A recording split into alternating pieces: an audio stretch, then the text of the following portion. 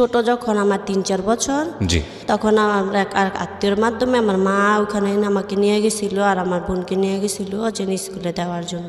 আচ্ছা, তখন আমরা খুব ছোট, আমারে নিয়ে আর আমার বোনের নিয়ে, আমার বাইরে নিয়ে, আমার মা বাবা এক মামা পড়ালেখা জানতো, ওনাকে নিয়ে আমরা ঢাকায় আসি।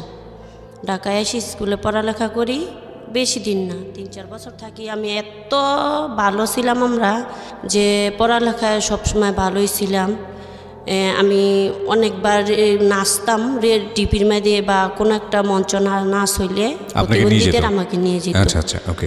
এটা কি প্রতিবন্ধীদের জন্য বিশেষ স্কুল ছিল নাকি? জি, প্রতিবন্ধীদের জন্য ব্যাপটিস্ট সংঘ অন্ধ বালিকা বিদ্যালয় ছিল। ব্যাপটিস্ট সংঘ অন্ধ বালিকা বিদ্যালয়। আচ্ছা আচ্ছা, 10 নাম্বার। জি, ব্যাপটিস্ট সংঘ অন্ধ বালিকা বিদ্যালয়, সম্ভবত খ্রিস্টান মিশনারি কোন স্কুল? হ্যাঁ হ্যাঁ, খ্রিস্টান। ওকে। খ্রিস্টান হইল আমাদের অনেক আদর করতো আর আমরা নিয়মমাফিক চলতাম, আমাদের এত পছন্দ করতো, অনেক পছন্দ করতো। জি। যখন আমার বোনে একটু বড় হয়ে গেল, 12-14 বছর হইব, তখন আমার বোনকে না দেখে আমার কাকা একজন সম্বন্ধ নিয়ে আসে যেন বিয়ে দিবে। তো আমার নানা অসুস্থ ছিল, আমার নানা বলতেছে, মা তোর হাত দুইটা কই আমার নাতিনের তো ইয়া দিয়া দি, ভবিষ্যতে তোর মায়া আমি দেখা যায়, নাতিন জামাই তুই তো আমার প্রথম মেয়ে, আমি নাত কুড়ো আর কেউ তো দেখলামই না, তো ওরা বিয়া দিয়ে। কার বিয়ের কথা বলতেছে? আমার বড় বোনের। তখন ওনার বয়স কত?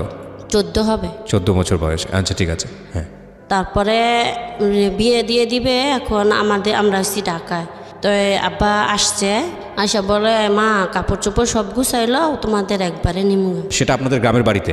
জি। আর আপনারা তখন থাকেন হচ্ছে ঢাকায়? ঢাকা স্কুলে থাকি, ব্যাপটিস্ট স্কুলে। হ্যাঁ। কয় ভাই বোন থাকতেন ওখানে? আমি আর আমার বোন। ও, দুজনে মিলে পড়াশোনা করতেন? হ্যাঁ, আর ও তখন মাত্র 6 মাসের ছোট। আপনার এই ছোট ভাইটা অন্ধ যে? আচ্ছা আচ্ছা, ওকে। প্রিন্সিপালে বলে কি, আপনার বড় মেয়েটা নিলে নেন, কোনো অসুবিধা নাই, কিন্তু আপনার ছোট মেয়েটাকে আমাদের না নিলেই খাই দিয়া যান, আপনারা ছোট মেয়েটাকে আমি মানুষের মতো মানুষ করি, পরে আপনার আইসা পরে মাঝে মাঝে দেখা যায়। আপনার কথা বলছিল সেটা? ওকে। মাঝে মাঝে আইসা দেখা যায়। আমার আব্বা বলেন না, আমার আব্বার আবার কি আমাদের দিয়ে আসতো, আবার মাঝে মাঝে তুই ছুটি হইলে নিত দিয়া যায়। আমার আব্বা এমন কান্না করতো, অনেক কান্না করতো যে না, আমার দুইটা ছেলে মেয়েরা এত দূরে রাখি, মেয়ে দুইটারে। আমার আব্বা মাটিতে গড়াগড়ি খায়, অনেক কান্না করতো। আমার আব্বা অনেক ভালোবাসতো আমাদের। না, আমার মায়েদের আমি আমার কাছে নিমুগা। আপনার বাবা করতো কি কাজ? কৃষিকাজ? কৃষিকাজও করতো, আবার মাঝে মাঝে পাটখড়ির শোল আছে না, ব্যবসা করতো। তো এই দিয়ে আপনাদের 7 ভাই বোনের সংসার চলতো? কোনো রকম চলতো। আবার আমাদের একটু জমি ছিল, আমার বাবা, আমরা যখন হই নাই তখনই আমার বাবা খাইয়া না খাইয়া একটু জমি করছিল। তাই মাঝে মাঝে কৃষিকাজের মধ্যে আমাদের নিজের ঘরের ভাত থাকতো, চলতো। এই 3 বেলা ঠিক মতো খেতে পেতেন আপনারা? হয়তো পাইতাম, হয়তো তখন তো বেশি বুঝি না, খাওয়াই নাকি না খাই এতটুকু জ্ঞান বা এতটুকু বুদ্ধি ছিল না। রোজার ঈদ বা কোরবানির ঈদে সবাই নতুন জামা কাপড় পেত? রোজার ঈদে সবাই নতুন কাপড় নিত, কুরবানি দেবার কেউ ওই কাপড় চোপড় নিত না। সেটা তো আমরা অনেকেই নেই না। তখন আমার বাবা 2টা কাজ করতো, তো একটু সচ্ছলই ছিল। আচ্ছা, এদেরকে যদি আপনারা দেখেন দরিদ্র বলেন তাহলে ভুল বলা হবে। এরা এদের জায়গা থেকে ধনী মানুষ। এদের এই যতটুকু পাচ্ছে 2 বেলা 3 বেলা ঠিক মতো খেতে পাচ্ছে, বাহ, আরামসে চলে যাচ্ছে, তো ওটাই সচ্ছলতা। কিন্তু মজার বিষয় হচ্ছে যে বাবার যে গড়াগড়ি দেয়াটা, এইটা আমার কাছে অন্যরকম লেগেছে। একজন কৃষক বাবা, এতগুলো মুখ, এবং তারপরেও 2টো সন্তান কোনো একটা ব্যাপটিস্ট মিশনারি স্কুলে তাদেরকে পড়াচ্ছে। ওই সময়টাতে যখন ওখানে তিনি রেখে আসতেন তার খুব কষ্ট হতো এবং সে গড়াগড়ি দিত, কাঁদতো এই 2টো মেয়ের জন্যে, অনেক কান্না করতো। আমার মামারা বলতো, এই ভাই পড়াইতে দিছি তো আপনার কান্দেন কেন? করতো না, আমার মায়ের আমার কলিজার টুকরো। এখন এই যে আজকে যে আসছে, আমার বাবা আসতে দিতে চায় না, তোদের যদি কিছু হইয়া যাইব, যদি তোরা গাড়ির তলে পড়ে মরে আজকে আমার কি উপায়? আমি এত কষ্ট করে তোকে খাওয়াই, আমি চাই আমি যতদিন বাইচে আছি তোদের আমি আমার বুকে রাখার জন্য। এই বাবাও হচ্ছেন আমাদের আজকের জীবন গল্পের বাবা। এবং কিছু বাবা যাদেরকে আমরা অনেক সময় বাবাও বলতে চাই না, সেই রকম ছেলেমেয়েরাও আমাদের এই জীবন গল্পে আসেন। সুতরাং এত বেশি বর্ণিল এই মঞ্চটা, আমি আর কথা না বাড়াই, আমি বরং ওদের গল্পেই যাই। বলুন। তারপরে আমি কাপড় চোপড় আমরা নিয়ে চলে আসি, আসা পড়ছি। আসার পরে অক্টোবর মাসের 21 তারিখে আমার বোনের 14 বছরের সময় বিয়ে হয়ে যায়। 14 বছরের সময় জামাই কি করতো? রিক্সা চালাইতো। তো উনি তো চোখে দেখতো না? হ্যাঁ, উনি চোখে দেখতো। উনি আবার একটু আরেক জায়গায় যে বিয়ে করছে তাও আমরা জানি না। ও আচ্ছা আচ্ছা, মানে ওনার দ্বিতীয় বিয়ে ছিল? দ্বিতীয় বিয়ে ছিল। আচ্ছা, যা হোক চলতো কোনো রকমে, এমন করে মানুষ ডাক দেয় বা যা কিছু করে আমার বাবা প্রথম জামাই তো মান্য নিত। তো প্রথম আমার নীলা আবার এই 2-2.5 বছর পরে হয়। আচ্ছা, হওয়ার পরে নীলা মানে হচ্ছে আপনার বোনের মেয়ে। আমার বোনের মেয়ে হওয়ার পরে আমার না জানায়, আমাদের কাউকে না জানায় এক জায়গায় চলে আসে। আমরা জানি না, আমার বোনে কান্নাকাটি করে কই গেল। আপনি কি তখন বাড়িতে নাকি ব্যাপটিস্ট স্কুলে? না, আমার কার দেয়নি। আচ্ছা, আর স্কুলে দেয়নি? না, আমার আব্বা বলতো থাক মা, তুই যদি তোর মা বলে দিয়ে আসে তুমি বলবা না, আমার আব্বার কাছে থাকবো আমি। আমার আব্বা আমাদের অনেক আদর করতো। আচ্ছা, যাই হোক, আমার মাও আদর করতো। আমার মার জন্য আমরা এতটুকু আসতে পেরেছেন। হ্যাঁ, বলেন। আর পরে 4 দিন পরে আসে দেখি কি এক জায়গা থেকে কত একটা ট্যাপ আরো কি জানি নিয়ে আসে। আচ্ছা, আপনার বোন জামাই? বোন জামাই, হ্যাঁ, নিয়ে আসে। আমার আব্বা বলে কোত্থেকে আসতেন এমন কিছু বলে না, কয় আমার বোনের বাসা গেছি। বইলা তো যাবেন, মেয়েটা কাঁদতাছে, তো বইলা যায় না। পরে নিয়ে আসে পর আবার 2 দিন বাদে ঠিকানা খুঁজতে আমার বোনের জামাই পালক পালছে, তার বোন আর বোনের জামাই আমাদের বাসায় এসে পড়ে। আচ্ছা, দেখি কি ওই সব জিনিস সব সে চুরি করে তাদের বাসা থেকে নিয়ে এসে পড়ছে। ওহো। পরে আমার আব্বা বড় মাছ আনে, কত কিছু আনে, খাওয়াই টাওয়াই দেয়, ওদের যে জিনিস থাকে তা দিয়া দেয়। শুধু ট্যাপটা ভুন্না আবার কয় থাকুক, এই ট্যাপটা যখন আনছে ট্যাপটা থাকুক, আমার বাইয়ে চালাক। আচ্ছা, ট্যাপটা দিয়া দেয়। এর মাঝে আবার আমার বড় বোনটার আরেকটা ভার্জন, আমার বড় ওই বোনটার বিয়ে হয়ে যায়। আচ্ছা, আরেকটা বোন? আরেকটা বোন, হ্যাঁ। আচ্ছা, আমার মেজ বোনের বিয়ে হয়ে যায়। বিয়ে হয়ে মতো চলে আসে আমার বাইয়ে যায়। আমার বাইয়ে গেলে আমার আব্বা তখন বাড়িতে এসে কয়, মা আমি এত ভয় পাইছি, আমার যদি ওইখানে কাইটা রাখা যাইতো তাইলেও কেউ জানতে পারলি না। আমার টাকা পয়সা গেছে না। এর মাঝে আরেকটা কথা রয়ে গেছে, চলে যায় মতন চলে গিয়ে আবার তার যে বোনের জামাই তো চুরি করে আনছে, ওই বোনের জামাইরে আর 2টা লোক পাঠায় নীলার মারে নিয়ে যাইতো। ও না আমাদের কথা তখন শুনতো না, সব হাজবেন্ডের কথা শুনতো। আমার বাবা মার কথা, আমার মামাদের কথা, কারো কথা শুনতো না। আপনার এই বড় বোন? হ্যাঁ। আচ্ছা, ও কারো কথা শুনতো না, চলে যায় জামাইয়ের কাছে? জামাইয়ের কাছে। আচ্ছা, এক নীলার 10 মাসের সময় যায়, 2 মাস পরে কুরবানি ঈদ আসে। কুরবানি ঈদের পরে একটা বাসা বাড়ির নেয় যান, ওই বাসা বাড়ির মেয়েদের রাইখা উনি আবার ওখান থেকে চলে যায়, একটা জায়গায় রেখে চলে যায়। হ্যাঁ, যে বাসা বাড়ি থাকতো এই বাসার মেয়েদের ভাড়া মারা না দিয়া 2জনকে রাইখা চলে গেছে, মা এবং মেয়েকে রেখে। হ্যাঁ, ওকে। চলে যাওয়ার পরে ওরা কি করবে 2 দিন থাইকা বাসা ভাড়ার লোকেরা বাসা ভাড়া দেয় নাই, যাইবে গা। তো ওদের হাতে তো আর কোনো টাকা পয়সা নাই, কি করে বাসা ভাড়া দিব। তখন আমার বোনে 2টা ছেলেকে গিয়া বলে, বয়স্ক লোককে গিয়া বলে, যেন ভাই আমি তেমন বিপদে পড়ছি, আমার তো ভিক্ষা করতে পারলাম, তো কোনো দিন সব করি না, আমি জানি না, তো আমাকে নিয়ে একটু বাসায় দিয়ে আসতে পারবেন? তখন বলে, যেন টাকা। বাসা মানে কি আপনাদের বাড়ি? আমাদের বাড়ি। আচ্ছা, দিয়ে আসতে পারবেন? তখন বলে যে না, আপনি ঠিকানা বলে যাইতে পারবেন? হ্যাঁ। তারপরে ওখানে টাকা ক্লাবের থেকে কিছু টাকা উঠায়া তারপরে 2টা লোক ওদের নিয়ে আমার বোনের ঠিকানা বলতে বলতে আস্তে আস্তে 12টার দিক দিয়ে ওরা বাসায় আমাদের যায়। তো সবাই তো দেখে অবাক, কেমনে আসলো। তো যে লোকগুলারে নিয়ে যায় ওদের খাওয়ায়া ভাড়ার টাকা আবার আমরা দিয়া, আমাদের বাড়িতে লাউ শাক মাংস লাগাইছে, লাউটাও দিয়া ওদেরকে বিদায় করে দিই। তাইলে ওদের জীবন এতটুকুই। আসার পরের থেকে আমার বাবা পাল্টাছে, কিন্তু এখানে এই ঘটনাটা কতদিন আগে? আপনার বড় বোনকে জিজ্ঞেস করতেছি, বলেন। ঘটনাটা 2001 সালের। 2001 সালের পর থেকে আপনার বাবার বাড়িতে আপনি আছেন? আপনার বাবা আর আপনাদেরকে যেতে দেয়নি ওর কাছে? ও তো আসেনি। ওই লোকই আর আসেনি? না। ওই লোক কোথায়? মানে আপনার জামাই কোথায়? হারিয়ে গেছে? নিরুদ্দেশ? আসছিল এক মিনিট, একটু মানে হারিয়ে গেছে মানেটা কি? খোঁজ খবর পাওয়া যায়নি ওনার নাকি? পাওয়া গেছে, পাইছি, আগায় নি, দেখেন কই যায়। তাই ও আগায়নি মানে হচ্ছে আপনি আরো সামনের দিকে বলতে চাচ্ছেন যে আসলে গল্পটা কোথায় যায়, তাই তো? হ্যাঁ। প্রিয় শ্রোতা, আমিও এটাই বলতে চাচ্ছি যে গল্পটা শুরু হয়েছে মাত্র, এবং যেই মেয়েটা গল্পটা বলছে ওর নাম হচ্ছে আখি। ও গল্পটা বলছে ওর বড় বোনের, এবং ওর নিজের গল্পটাও কিন্তু এখানে আসবে, এবং ওর যে ভাই ওর বাম পাশে বসে আছে এই নুরুদ্দিনের গল্পও কিন্তু আসবে, এবং এই গল্পটা আসলে কোথায় গিয়ে দাঁড়াবে সেটাই হচ্ছে কথা। আপনারা শুনছেন জীবন গল্প আরজি কিবরিয়ার সাথে ঢাকা FM 90.4-এ। যে তিনজন গেস্ট আমার আজকে এখানে এসছেন তারা মুন্সিগঞ্জ থেকে, এবং তারা তিনজনই জন্মান্ধ। সৃষ্টিকর্তা তাদের দুনিয়ার আলো দেখাননি এবং এভাবেই দুনিয়াতে পাঠিয়েছেন। আমরা প্রত্যেকটা মানুষই, ইনক্লুডিং মি, আমি আপনি সবাই কোনো না কোনো দিক থেকে খাটো, কোনো না কোনো দিক থেকে পিছিয়ে আছে কারো না কারো চাইতে। সুতরাং ওদের যে চোখ নেই সে কারণে এত বেশি করুণার দৃষ্টিতে তাকানোর দরকার নেই, বরং মানুষ হিসেবে চিন্তা করি। এমনও হতে পারে যে আমার শরীরে কোনো একটা অঙ্গের জায়গা থেকে হয়তো দুর্বলতা আছে, আপনার শরীরে আছে, প্রত্যেকের শরীরেই কম বেশি আছে। বরং এটাকে যদি আমি এভাবে দেখি যে সৃষ্টিকর্তা ওদেরকে এভাবে পাঠিয়েছেন দুনিয়াতে, আমরা যদি ওদেরকে পরিপূর্ণভাবে মানুষ হিসেবে বিকশিত হওয়ার সুযোগ দেই, তাহলে সামাজিক দৃষ্টিভঙ্গি বা সামাজিক দৃষ্টিকোণ থেকে এটা একটা বিশাল কাজ, এবং এটা দায়বদ্ধতার জায়গা থেকে নিজেকে মানুষ প্রমাণিত করার জন্য অন্যতম একটা জায়গা।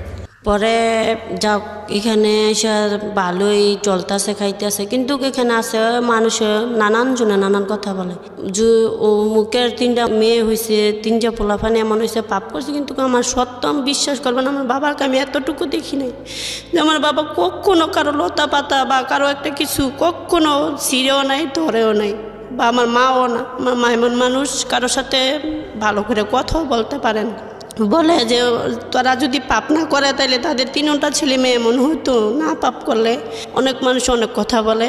বাবা মা বলে আল্লাহ তুমি দেখো, আমি যদি কোনো পাপ করে থাকি তাহলে তুমি সেই বেদে, কিন্তু আমার ছেলে মেয়ে 2টাকে নিয়ে আমাকে যাও 3 বেলা 3 মুঠো যেন খাওয়াইতে পারে, তুমি আমার বাবা মাকে তৌফিক দিও।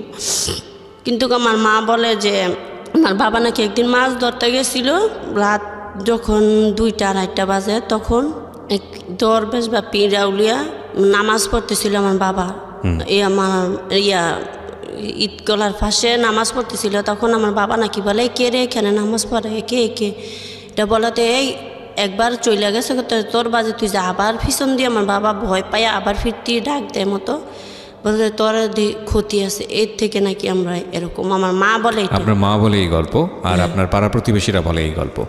দুটোই আমাদের সামাজিক বাস্তবতা, এবং দুটোই আমি বলবো ঘৃণ বাস্তবতা। আমাদের এই দৃষ্টি প্রতিবন্ধী বা ফিজিক্যালি চ্যালেঞ্জড যেসব ছেলেমেয়েরা যে পরিবারে আসে, আপনাদেরকে আপনারা জানেন, এটা আশেপাশের লোকজনের খোঁজ নিলে পাবেন। বাবা মারা এমনও ঘটনা আমি শুনেছি যে তাদেরকে দিনের আলো দেখান না, ঘরের মধ্যে লুকিয়ে রাখেন এই ফিজিক্যালি চ্যালেঞ্জড পিপলদেরকে। তার কারণটা হচ্ছে এটাই যে আশেপাশের লোকজনের কটু কথা শুনতে হবে। সবাই ধরেই নেয় যে জীবনে এমন কোনো পাপ করেছে যে পাপের ফসল হচ্ছে এই প্রতিবন্ধী মানুষরা। কি বলবো, এটার কথা গণমাধ্যম তো, এখানে আমি নিজের ভেতরে যে অনুভূতিটা হয় সেটা যদি প্রকাশ করতে যাই তাহলে অনেকেই ছিছি করবে, বাট ভেতরের অনুভূতিটা আসলে আপনাদের জন্য এটাই, যারা এই ধরনের মনোমালিন্যতা এই ধরনের মনোবাসনা পোষণ করেন বা এই ধরনের মনোভাব ভেতরে ভেতরে পোষণ করেন, যে একটা ফিজিক্যালি চ্যালেঞ্জড একটা ছেলে মেয়ে যেখানে জন্মগ্রহণ করেছে, অটোমেটিক্যালি সেই বাবা মায়ের একটা আলাদা দায়িত্ব কর্তব্য চলে আসে। তারা তাদের সন্তানদেরকে কীভাবে বড় করবে, কিভাবে কি করবে, সেটার জন্য তার উপরে একটা বোঝা মাথার উপরে একটা চেপে বসে সামাজিক জায়গাটা থেকে। সেখানে আপনি যদি এভাবে তাকে খোঁটা দেন তাহলে তার জন্য কাজটা কতটা কঠিন হয়ে যায়। যে এই ধরনের মনোভাব পোষণ করবেন না, এটা আমাদের সামাজিক বাস্তবতা। আর ওনার মা যেটা বলছিল যে আধ্যাত্মিক ব্যাপারটা, এটাও আমাদের সামাজিক বাস্তবতা, এবং দুটোই চরমতম ভুল। হ্যাঁ বলুন। তারপরে মার সাথে সবসময় ঘুরতাম, তা আমি দেখতাম আমার মা অনেক পরিশ্রম করে, আমার মা এখনও পরিশ্রম করে, আমার মা এত কষ্ট করে আমাদের জন্য বলার বাইরে চলছে। তারপর নীলার মার তো এদিকে নীলাকে স্কুলে ভর্তি করে দেয়, নীলা পড়ালেখা করে বা চলে। আচ্ছা, তো এই যে ওনাকে নীলার মা তখনও তো জামাইয়ের খোঁজ খবর পাওয়া যাচ্ছে না যে উনি কোথায় আছে। না, নীলা যখন 7-এ উঠে তখন আসে। তো তার আগ পর্যন্ত তো আপনাদের বাড়িতেই থাকতো? জি। এটা আপনার বাবাই চালাতো না? জি, বাবা চালাতো। আবার আমার বাবা যে টাকা পয়সা দিত ওইটা রাখা, আমার বাবা প্রতিদিন যেখান থেকে আসতো আমাদের টাকা পয়সা হাতে দিত, যে তোরা কিছু খাইতে মনে গেলে খাইছে, এগুলা খাইতাম না, এইগুলা দিয়া নীলাকে স্কুলে চালাইতে হইতো। ওগুলো দিয়ে আপনারা নীলাকে স্কুলে পড়াশোনা করাতেন? জি। আচ্ছা। আমার এক তালুই উনি একটা সম্বন্ধ নিয়ে আসে যে বিয়ে দিতে যায়, তখন আমার বাবা না করে যে প্রথম মেয়েটাকে বিয়ে দিছি, তবে ওর আর দিকমু না, একটা ঝামেলা বাড়াই খিলাপ। তখন আমার মা বলে যে আমরা মইরা গেলে নীলার মারে নীলাই দেখবো, তো আমার এই মেয়েরাই কি দেখবো, আমার মা বলে। তখন বলে যে আমার ছোট ভাই আছে, আব্বা বলে যে নাসিরে দেখবো। নাসির দেখবি না রে তোর বোনেরে। তখন মা বলে ভাই আজকেও ভালো আছে, কালকে ভালো না, বিয়ে দেন, একটা সন্তান হইলে সন্তানও যেন দেখে। তখন সম্বন্ধ আসে, তখন জোরাজুরি আমার মার ইচ্ছাতে আমাকে বিয়ে দেওয়ার প্রস্তুতি করে। আচ্ছা, তো আসে মতন বিয়ে দিবে এমন এক লোকের সাথে, তার বয়স 50 কি 60 হবে এমন। আপনার বয়স কত তখন? তখন আমার বয়স 20 কি 21। 20 কিংবা 21, আর ওনার বয়স হচ্ছে 55 থেকে 60-এর মধ্যে। জি। এরকম একটা লোকের সাথে আপনার সম্বন্ধ ঠিক করে। আপনি জানলেন কিভাবে? আমাদের গ্রামে তার বয়স আমার চেয়ে বড় 25 বছরের তার একটা ছেলেও আছে। এই লোকের সঙ্গে আপনার বিয়ের সম্বন্ধ? তো ওনার আগের বউ কি হয়েছে? তার ছেলের আবার ছেলেও হয়েছে। যে ও, তার ছেলের ছেলেও হয়েছে? জি। মানে আপনি বিয়ে তো করবেন, মানে জামাইকে পাবেন, সাথে হচ্ছে নাতি নাতনিও পেয়ে যাচ্ছেন অটো, এরকম একটা অবস্থা। এটা হাস্যকর হলেও this is the ugliest reality. তো তার আগের ওয়াইফ কি হয়েছে? উনিও ওনার আগের স্ত্রীকে রাইখা, মানে প্রথম স্ত্রী তখন ছিল যখন, তখন রাইখা উনি চলে যায়। ও আগের স্ত্রীকে রেখে সে অন্য কোথাও চলে গিয়েছিল? জি। তো চলে যাওয়ার পরে সে 18 বছর পরে ফিরে আসছে। ফিরে এসে কি দেখেছে? স্ত্রী কি তার আছে নাকি? না, তার স্ত্রী আবার অন্য জায়গায় বিয়ে হয়েছে। আচ্ছা, ঠিক আছে। তো আপনি কিভাবে বিয়েটা করলেন, রাজি হলেন কিভাবে? আমি গল্পটা একটু শুনতে চাই। হ্যাঁ, তারপরে আমার বোনও, আমার মেজো বোন, উনিও রাজি হয় না, বলে না তো মানুষের সাথে আমার বোনের বিয়ে দিতাম না, একজন বয়স্ক লোকের সাথে। তখন মা বলে, আবার পাড়া পড়শিরা বলে, তাইলে আপনার বোনের জন্য কি এত ভালো পাত্র পাওয়া যাবে নাকি? অনেকজনে অনেক কথা বলার পরে আমার বাবা, আমার মা, আবার বোনরা সবাই রাজি হয়। কত মানুষ গ্রামে, তো অনেক মানুষ অনেক কথা বলে যে এতে ভালো পাত্র পাওয়া যাবে নাকি, আর পরিস্থিতির শিকার তারাও রাজি হয়ে যায়। এত ভালো পাত্র পাওয়া যাবে না মানে উনি ভালো কোন দিক দিয়ে? তাহলে সেটা একটু বলেন আমাদেরকে, যে ভালো কেন বলছে ওনাকে লোকজন? না, আমার পক্ষে তো মনে করেন যে আমাকে তো আর ভালো মানুষ বিয়ে করবে না, এটা তাদের। এই কথাটাই আমি ওর মুখ দিয়ে বের করে নিয়ে আসতে চাচ্ছিলাম, যেটা আমার মুখ দিয়ে বের হতে খুব কষ্ট হচ্ছিল। This is the ugliest reality, প্রিয় শ্রোতা। এটাই আমাদের সবচেয়ে বড় বাস্তবতা, যে ওর শারীরিক একটা ক্ষুদের কারণে, বা এটাকে আমরা যদি বলি নর্মাল যে লিভিং, সেই লিভিংটা না থাকার কারণে ওকে আসলে এইরকম একটা বাস্তবতা মেনে নিতে হচ্ছে। হ্যাঁ, তো এটাই আপনাকে সবাই বোঝালো, যেহেতু আপনি চোখে দেখতে পান না, সুতরাং এই পাত্রটা আপনার জন্য একটা খুবই ভালো পাত্র, তাই তো? আপনি এবং শেষ পর্যন্ত রাজি হলেন? রাজি হলাম। সরি, এখানে আবার রাইখে আসছে আমার বড় ভাই, তখন সৌদি আরব যায়। আচ্ছা। 1 বছর আগে বড় ভাই অনেক কষ্ট করে আমার বাবা আমার বড় ভাইকে সৌদি আরব পাঠায়। সৌদি আরব পাঠায় মতো আমার বড় ভাই আবার বেশি সুবিধা থাকে না। আচ্ছা। বেশি টাকা পয়সা ভাঙ্গেও আমার বাবা আমাকে দিতে পারবে না, কারণ আমার বড় ভাই দেনা শেষ হয় নাই। জি। আমিও বড় হয়ে উঠছি, আমার বাবা বলে। তো বিয়ে হলো আপনার নাকি? হ্যাঁ, আমার বিয়ে হলো। বিয়ের পরে যা হোক কয়েক মাস ভালোই চললো। আপনি কি পেলেন সংসারে গিয়ে? কি পেলেন? আপনার সংসার, প্রত্যেকটা মেয়েরই স্বপ্ন থাকে তার একটা সংসার হবে বা সবকিছু। আত্মীয় স্বজন কিছু ছিল না। আমার বাবাকে বলা হয় যে আমার বাবা একটা ঘর দিয়ে দিবে। আচ্ছা। আর আমাকে 2% জায়গা দিয়ে দিবে। 2% জায়গা? হ্যাঁ। আচ্ছা, ওনার কিছু ছিল না? আপনার আমির হোসেনের না, কিছুই ছিল না? কিছু ছিল না। ওনার কিছু ছিল না বলে আমার বাবা আমার মেয়ে কাছে থাকবে, রাখবে, বাড়িতে রাখবে, দেখশন করবে, এর জন্যই বিয়েটা দেওয়া। বিয়ে হলো। যাক, আমার বাবা আমার বোন কেউই যেমন আশা করছে তেমন না, যাক চলছিল। উনি যে কাজটা করতো, ওই যে পারাপার করানোর কাজ, ওইটা ছাইরা দেয়। পারাপারকরণ বলতে? ওই যে নৌকা পারাপার ট্রলার চালাইতো। এটা আপনার জামাই? হ্যাঁ। আচ্ছা। ওটা 2-1 মাস পরে ছাইরা দেয়। আচ্ছা। ছাইরা দিয়া পাটকুড়ির ব্যবসা ধরে, যাক চলে। তারপর সাথে আমার ছেলে আমার গর্ভে আসে। বিয়ের কতদিন পরে? বিয়ের সাথেই।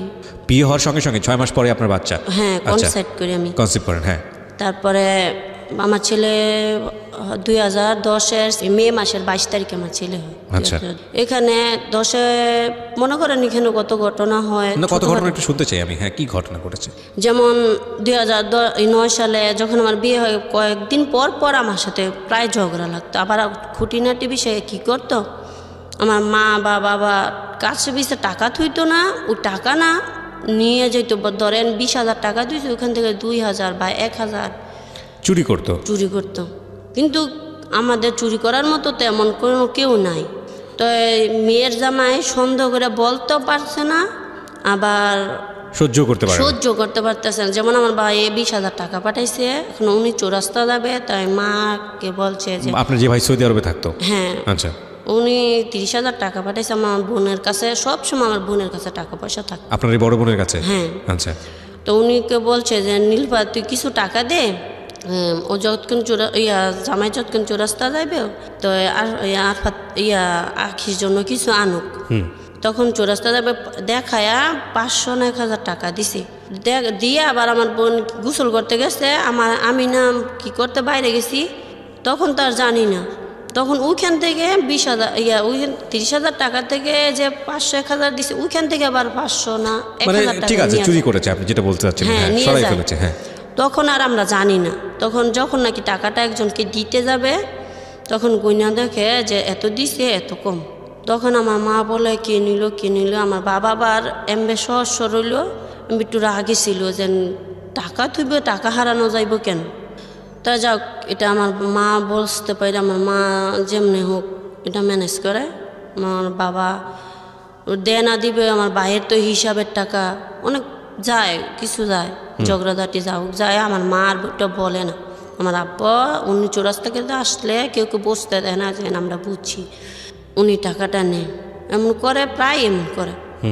এমন নতুন অবস্থা আমার ছেলে আমার গর্বে আমাকে একদিন যা হোক ইঙ্গিতে কিছু বলছি, আমাকে খাটের থেকে একটা লাথি দিয়ে ফেলাই দিছে। আপনি তখন এই কনসেপ্ট করা অবস্থায়? জি, তখন আমি এত নতুন অবস্থা, তার কথা বইলা চিৎকারও দিতে পারতাম না। আবার ও আবার একটু জিদি, যদি শোনে যেন আমাকে মারছে, তাহলে মানুষ শুনলে জানে আমি উফ করে চিৎকার দিতে পারি নাই। যে আপনাকে লাথি দিল, আপনার জামাই লাথি দিয়ে ফেলাই দেয়, আমি কান্না করতে পারি না, কারণ কান্না করলে আমার বাবা আবার রাগ করবে বা তার সাথে রাগারাগি করবে। নতুন জামাই মানুষে না, মন্দ বলবে, আমি কান্না করতে পারি না। শুধু আমার 2টা চোখ দিয়ে পানি ঝরছিল, তা কান্না করি নাই, চুপ করে শুয়ে রইলাম, কিচ্ছু বলিও নাই, জোরে একটা কথাও বলি নাই, শুয়ে রইলাম। এমনি করলো, মাঝে মাঝে মায়াও করতো, মায়াও যে করতো না তা না, মায়াও করতো। তা চলছিল এমন করে। তখন আমার আরাফাতে হয় মে মাসের 22 তারিখে। আপনার ছেলের নাম আরাফাত? জি। ওকে। ও মে মাসের 22 তারিখে হয়। তা যা হোক হয়, পরে উনি এক জায়গায় আমাদের এখানে আবার নৌকা দিয়া এক জায়গায় চেউ মাছ ধরতে যায়। তখন আমি খবর দিই, ছেলে হওয়াতে তুমি খুশি না। আগে যতটা বিয়ে করছে তো সেই ঘরে শুধু ছেলেই হয়েছে। আচ্ছা, ছেলে হওয়াতে খুশি না, কিন্তু আমার বাবা আমার ছেলে হওয়াতে অনেক খুশি হয়েছে, যে থাক নীলায় যদি বিয়ে হয়ে যায়, না পালতে পারে, আমার এই 2টা মেয়েকে আমার এই নাতি পালতে পারবো। আপনার বাবা? আমার বাবা মা দুজনই আচ্ছা, খুশি হয়। পরে উনি খুশি না, তা উনি আমার কাছে 4,000 টাকা রাখেন। আপনার জামাই খুশি না আপনার সন্তান হতে? জি। অদ্ভুত। আমি যদি আমাদের সামাজিক যে দৃষ্টিভঙ্গি, সেখানে যদি আমি বুঝতাম যে ঠিক আছে মেয়ে হয়েছে বলে অনেক বাবাই খুশি হন না, সেটাও না হয় একটা কথা ছিল, কিন্তু সেখানে সেটা না হয় একটা কথা ছিল, আমি কথার কথা বলছি যেটা আমাদের সামাজিক দৃষ্টিভঙ্গি, বাট সেটাও অনুচিত। আর কিন্তু ছেলে হয়েছে তারপরেও উনি খুশি না, তাই তো? হ্যাঁ, ওকে। উনি খুশি না হোক, ওনাকে খবর দিয়ে তারপরে উনি বাসায় এসে পড়ে ছেলে দেখার জন্য। খুশি না হইলেও বাসায় আসে। আচ্ছা। বাসায় আসলে পরে উনি আবার আমাকে 4,000 টাকা দেয় রাখতে। ওই 4,000 টাকা আমি একজনকে ধার দিই, এর জন্য দিই বাসায়। মানুষ একটা বিপদে পড়লে টাকাটা ধার দিই। দেওয়ার পরে ওর যখন 5 দিন হয়, তখন উনি ব্যবসা করবে। আমি ব্যবসা করতে অনেক না করতেছি, যেন আমার ব্যবসা করতে লাগবে না, আপনি ব্যবসা করলে ব্যবসার লস ছাড়া লাভ হয় না কোনো দিনও না। জ্যৈষ্ঠী মাস আম কাঁঠালের দিন উনি আমের ব্যবসা করবে, তা আমি না করি, আমার কথা শুনে না। তারপরে যার থেকে টাকাটা দিছি তার থেকে একটু টাকাটা দেরি হইতে পারে, ঝগড়া করতো। আমার আবার একটা অভ্যাস খারাপ ছিল, কেউ কটু কথা বললে বা কেউ একটু রাগ করে কথা বললে বা কেউ মারলে আমি খাইতাম না কিছু। এমনি কেউকে কিছু বললেও বলতাম না, খাইতাম না, রাগ করে থাকতাম। তা আমি না বলার পরে তো আমি 2-3 দিন খাই না। তাই না খাওয়াতে আমার ছেলে আবার বুকের দুধ পায় না। তো মা বলে মা জোর করে খা, তখন খাইতে পারতাম না। ওনা ছেলে হওয়ার পর থেকে এত ঝগড়া খালি একটু না একটুতে রাগ হয়ে যেত।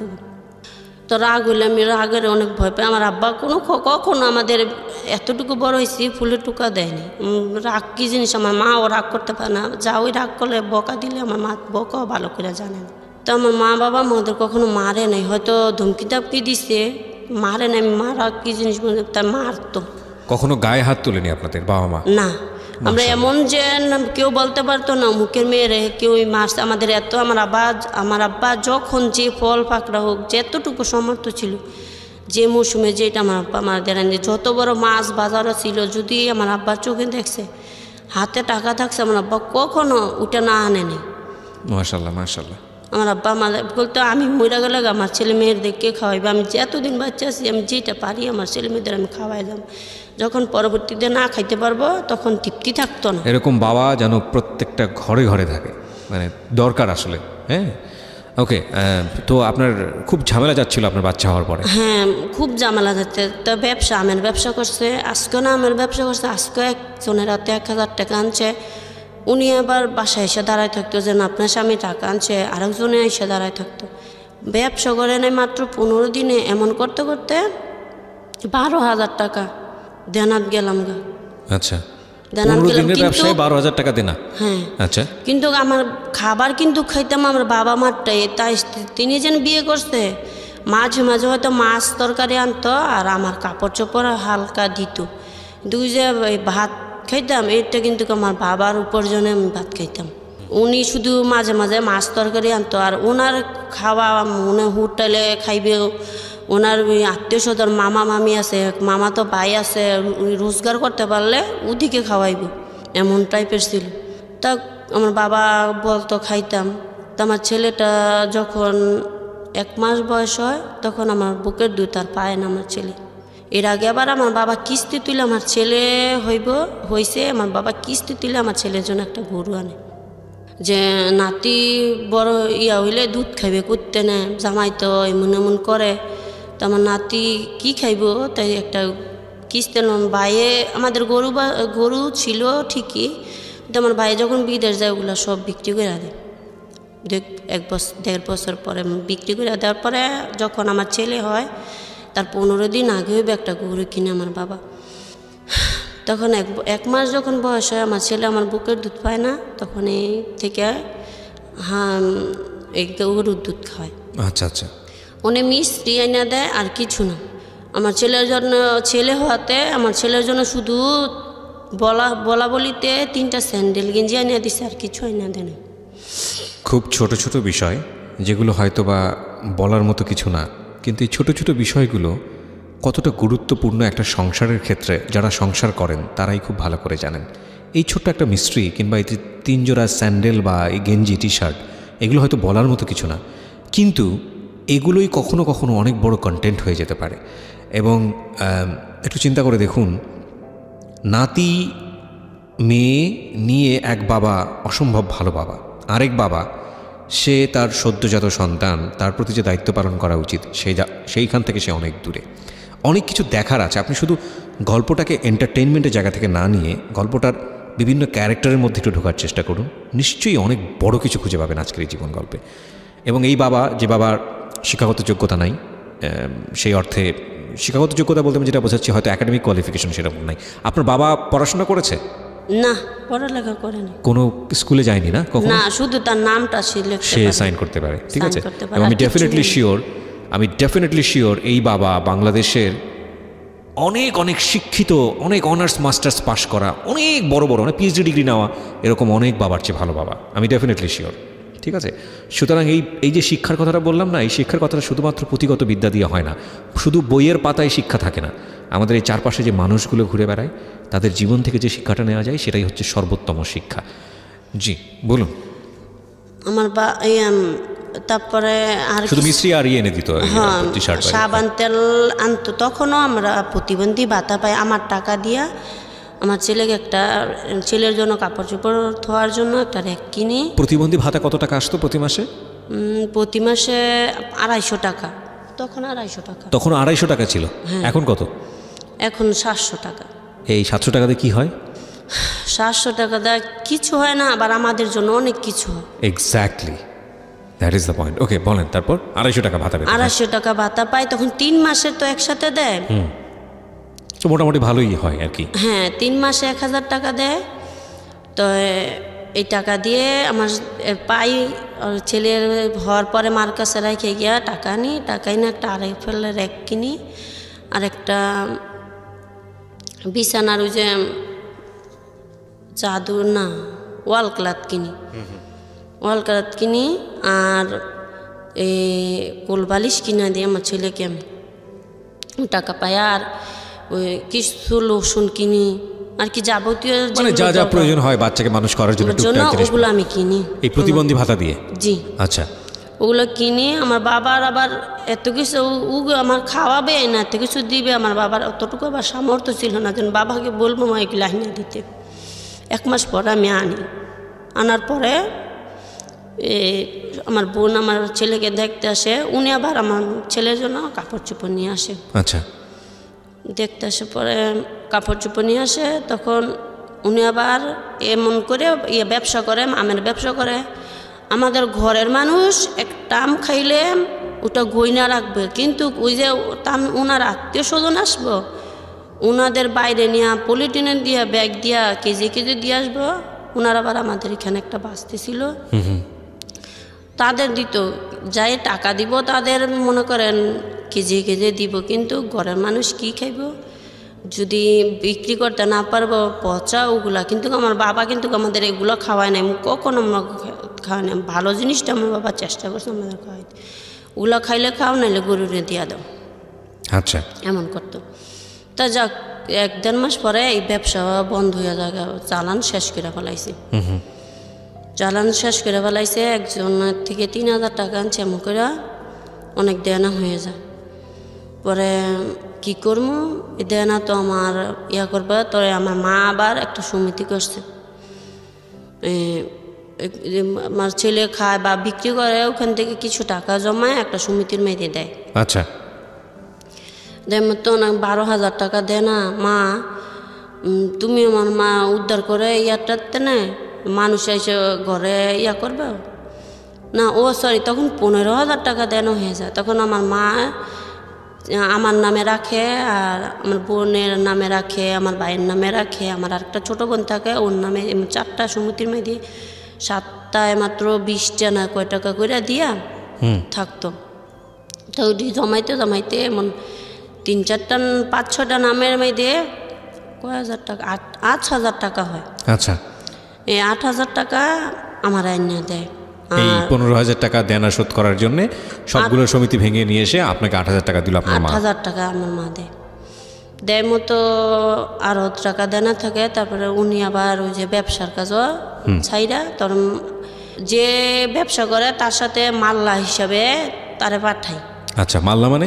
মাল্লা মানে ব্যবসা করে যে মালিক থাকবে।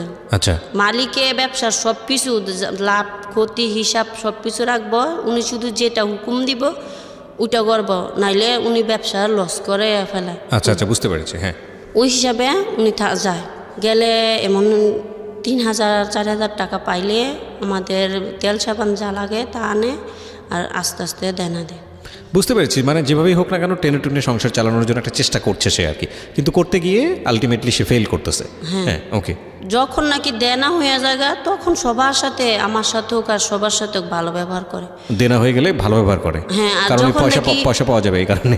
হ্যাঁ, আর যদি যখন নাকি টাকা শেষ হয়ে যায় তখন এই টাকা নেওয়া শেষ, তুমি তার টাকা থাকবে, তখন আর আমাদের সাথে ভালো ব্যবহার করবেন, এমন একটা লোক। আচ্ছা, যাক, এমন করে চলতে থাকি। পরে আমার ছেলেটা যখন 4 বছর 4.5 বছর হয়, ও না তার আগে এমন করে দেখি আমার আব্বারে আমার মামি বলে যে এমন করে কয়দিন চালাইবেন, ওদের ভাত ওদের ঘর তো দিয়ে দিছেন, তো ওদের ভাত ওদের আলাদা খাইতে দেন, যেভাবে ওদের সংসার আপনি উনি ফুটাঙ্গিরি করে চলবো, আপনি শুধু করবেন। এখানে আমার ভাই বিদেশ যায়, আমাদের একটু টানাটানি থাকে, আমার ভাইও ফিরে আসা বিয়ে করে, পরে আমার ভাইও এমন একটা টাকা পয়সা দেয় না। আচ্ছা, সংসার আমার আব্বার চালাইতে খুব কষ্ট হয়। তখন বলে আপনি 3টা পেট চালাইবেন, তো ওদের আপনি আলাদা করে দেন। তখন আবার আমারও বুঝা, মা তোমার বাবা আর কত করবো, তোমার বাবা একজনে তো আর বাঁচছে না, তোমার বাবারও তেন হয়ে যায়, তো তোমরা তোমার স্বামীকে বুঝায় তোমরা আলাদা হো। তখন আমার মা কিছু হাঁড়ি পাতিল কিনা আমাদের আবার যা লাগে একটা, উনি একটা খাটও দেয় নেই, তো একটা চৌকি আছে, চৌকি দিয়া আর একটা তোষক বানায়, ওটা দিয়ে আমাদের আলাদা করে দেয়, আর কিছু হাঁড়ি পাতিল কিনা। এই কটা দিয়ে আপনাদেরকে আলাদা করে দিল ফ্যামিলি থেকে? হ্যাঁ। কত সালের দিকে এটা? 14 সালে। 14 সালের দিকে? 2014 সালের দিকে আপনারা আলাদা হয়ে গেলেন। আলাদা হয়ে কি পেলেন? না 14 সালে না, 13 সালে। 13 সালে কি পেলেন? একটা খাট? কি আর পাবো, আমার মানে কি চৌকি? চৌকি, একটা চৌকি, আমি এগুলো আমার মাই কিনা দেয়। আচ্ছা, চৌকি আর কি? খাট আর একটা তাদের খানাডুলি একটা নতুন আনে, একটা খানাডুলি। খানাডুলি কি জিনিস? ও ভাত ঠাত রাখে, আচ্ছা র‍্যাক, ওকে।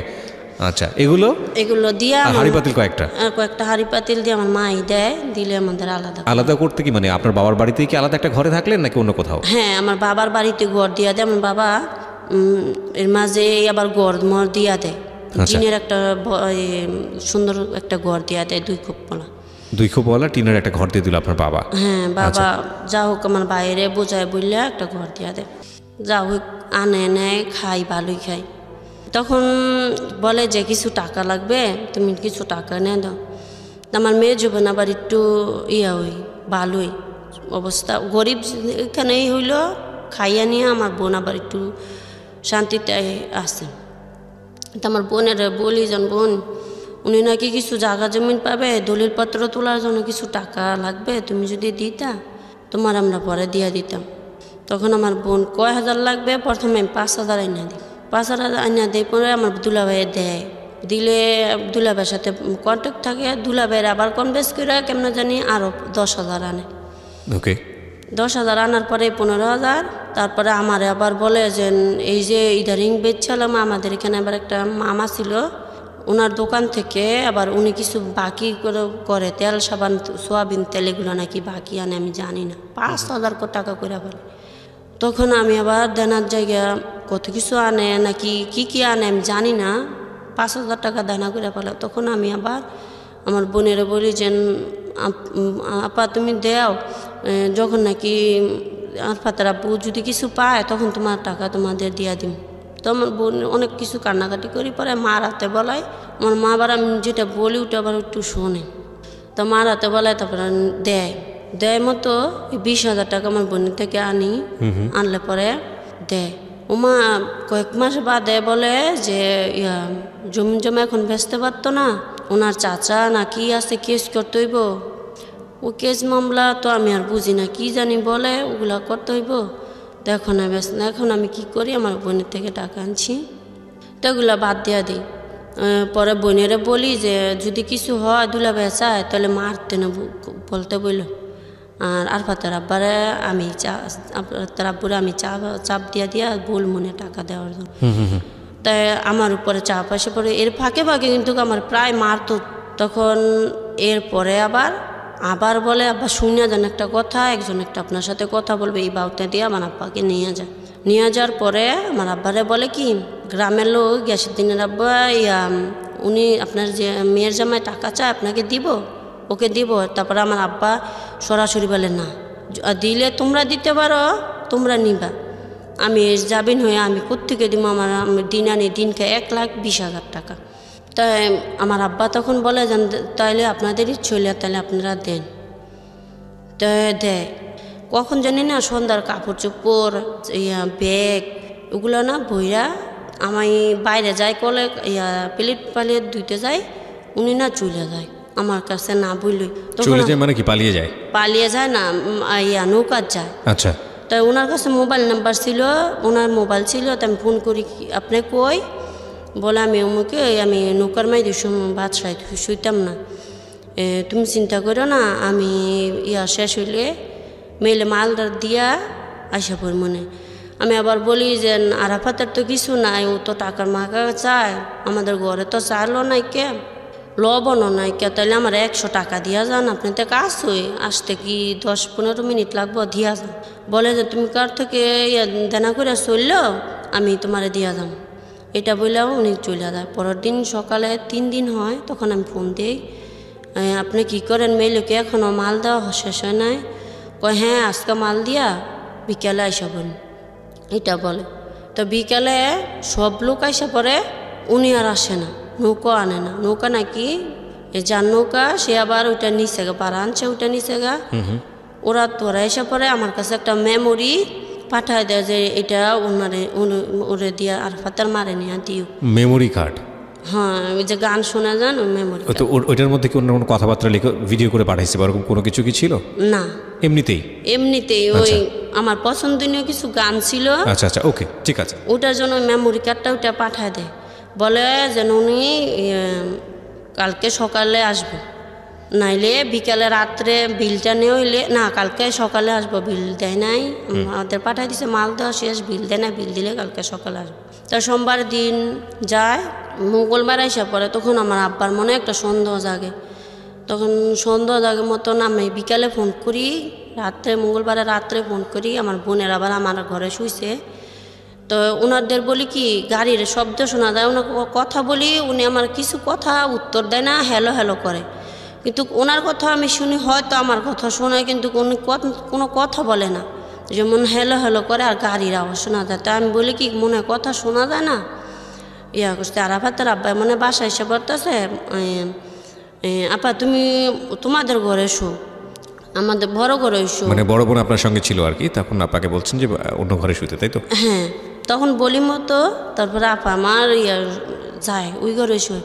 আমি রাত 12টা বাজে জায়গা কল দিই, কিরে রাত 10টা বাজে, তো পোষানোর কথা পোষানো, রাত 12টা বাজে জায়গা কল দিই। তো উনি গাড়িতে থাকে, আর কোথায় যা জানি না, কিন্তু কথা বলেন আমার সাথে। কোনো এক সময় দিতে দিতে উনি মোবাইলটা অফ করে দেন।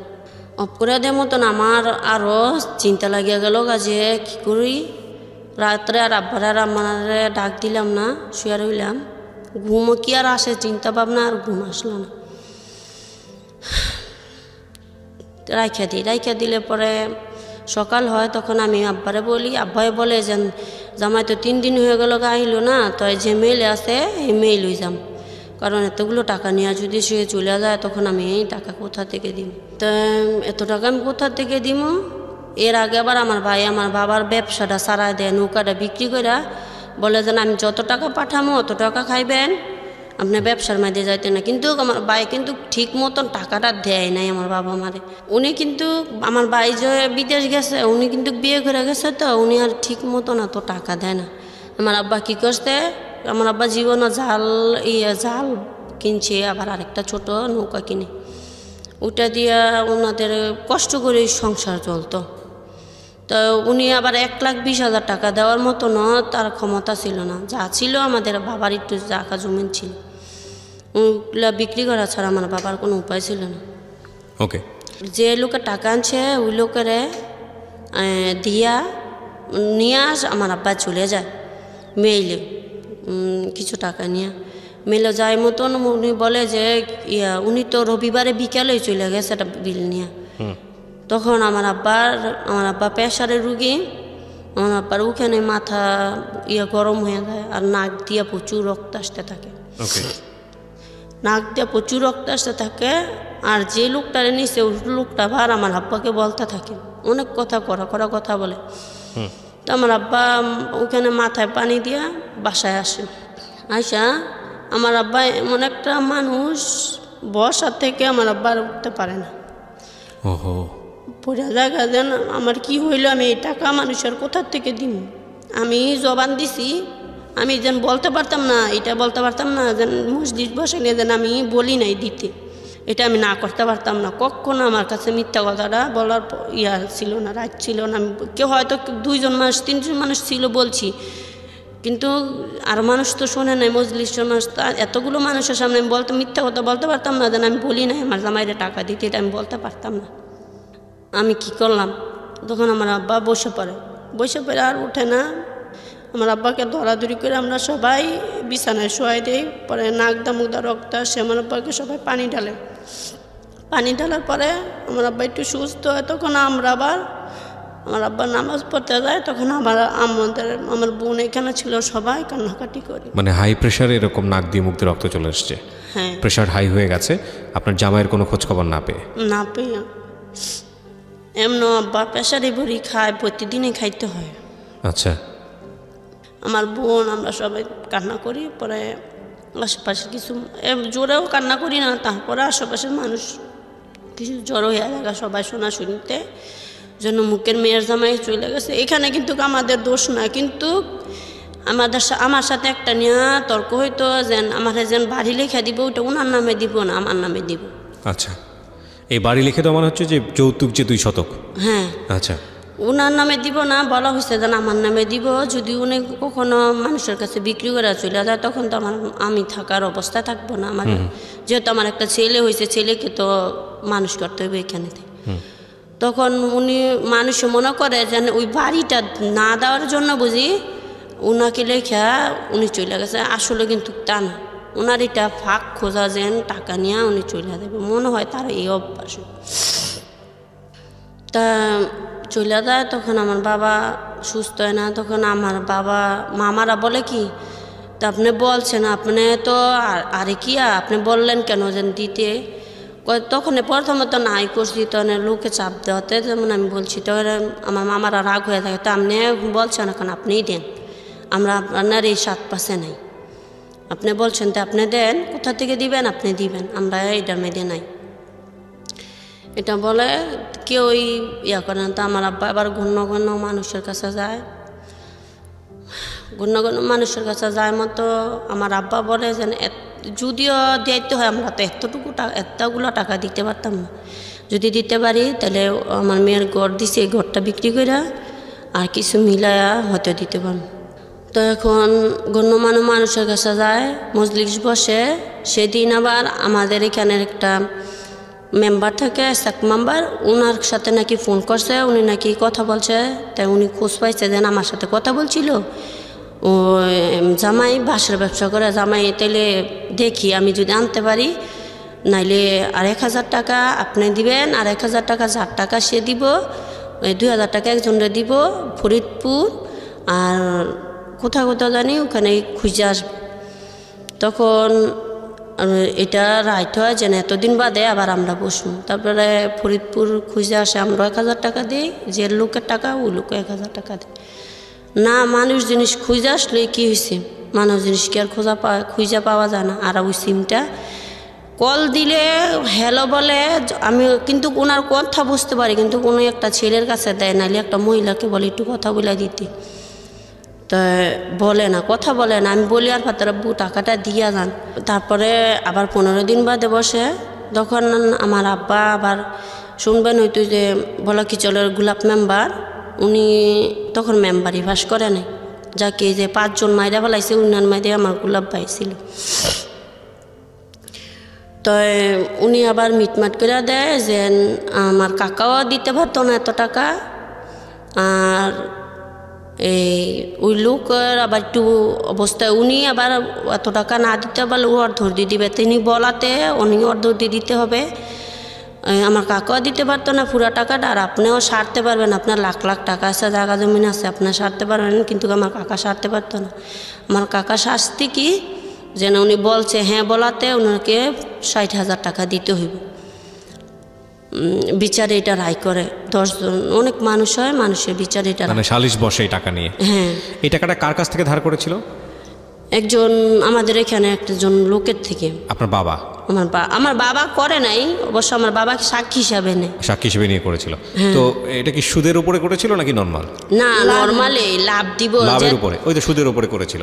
কত টাকা লাভ দিতে হবে? 1,20,000 টাকায়? 1,20,000 টাকায় কত লাভ দিব না, যেত লাভ হইব তার কয় ভাগ জানি ভাগ করে লাভ দেবে, বেশি অর্ধেক ওনার থাকবো আর কয়েক হাজার টাকা আমাদের থাকবে, এমন। ও আচ্ছা, ওই 1,20,000 টাকায় যে কয় টাকা লাভ হবে সেই লাভ সহ আসল সহ ওনাকে দিতে হবে। হ্যাঁ হ্যাঁ।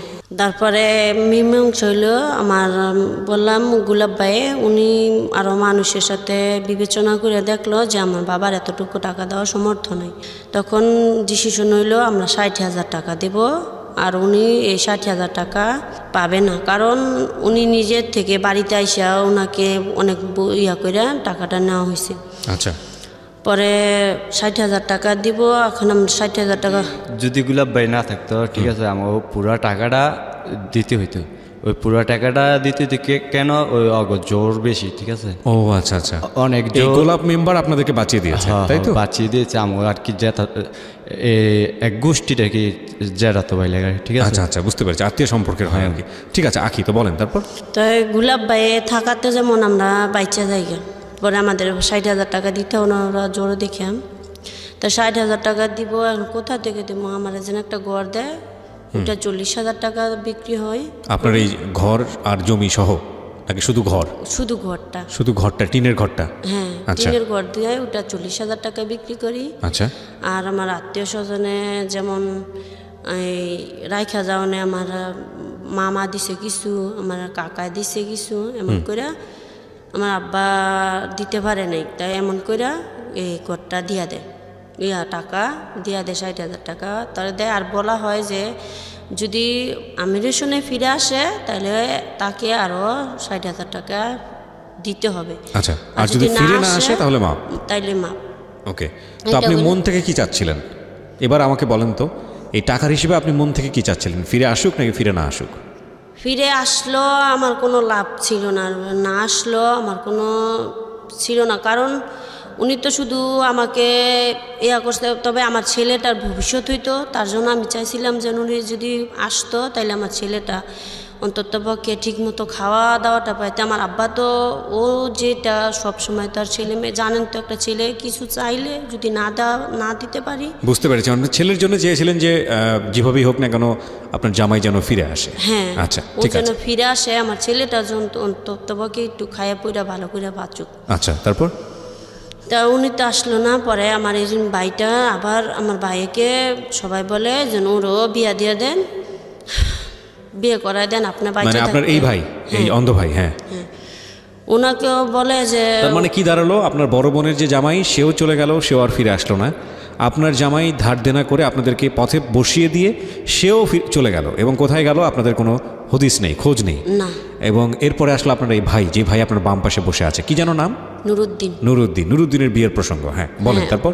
সবাই বলে যে মামা বা কাকা আপনি তো বয়স হয়ে যাচ্ছে, তাইলে আপনার ছেলেটাকেও তো আপনি যদি কোনো রকম হন তাইলে তো আর বিয়ে করাইতে পারতো না, ওর জীবনটা এইভাবে যাইব।